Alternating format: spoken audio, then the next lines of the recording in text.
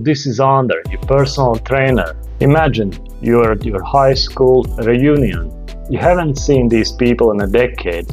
You scan the room and almost involuntarily your brain starts ranking.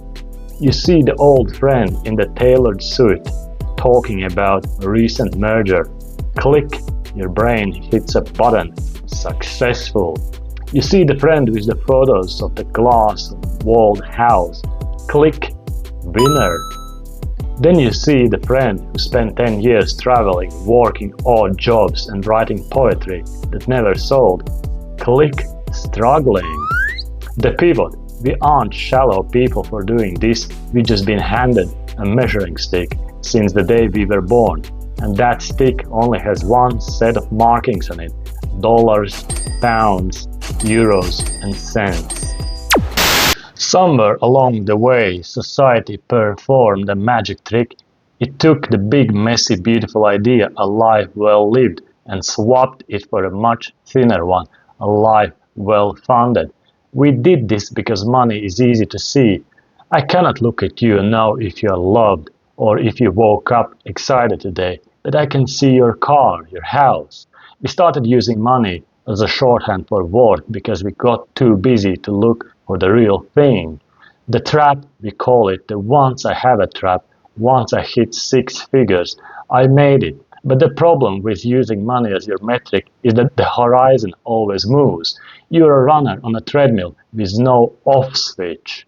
I think about a man who was a giant by every definition, private jets, name in the papers, the works, but he lived in a constant love-grade panic. He didn't see his kids grow up. He hadn't laughed until his stomach hurt. In years, on paper, rich, in reality, bankrupt. He was busy stacking coins while losing the very thing the coins were supposed to buy: freedom and connection.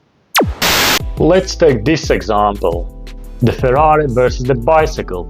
You heard the line, I would rather be miserable in a Ferrari than happy on a bicycle. It's funny, right? But it hides a dark truth. When you're miserable on a bike, you can blame the bike. You can tell yourself, if I had just more money, my problems would vanish. But when you are miserable in the Ferrari, you run out of excuses. You reach the finish line and realize the prize is empty. Jim Carrey said it the best. I think everybody should get rich and famous so they can see that it's not the answer. Fame and wealth are just painkillers. They numb the ache, but they don't heal the wound. The magnification. Here's the truth. Money doesn't change who you are. It magnifies who you are. If you are a generous, joyful person, money gives you a bigger stage to be that. But if you're anxious, lonely or angry, money just gives you a bigger house to be anxious, lonely and angry inside. Success isn't a number. It's the feeling. It's the richness of the Tuesday afternoon spent doing something you love. It's the luxury of not needing to prove anything to the people at reunion. The secret of being rich starts with a quiet act of rebellion, throwing the stick away.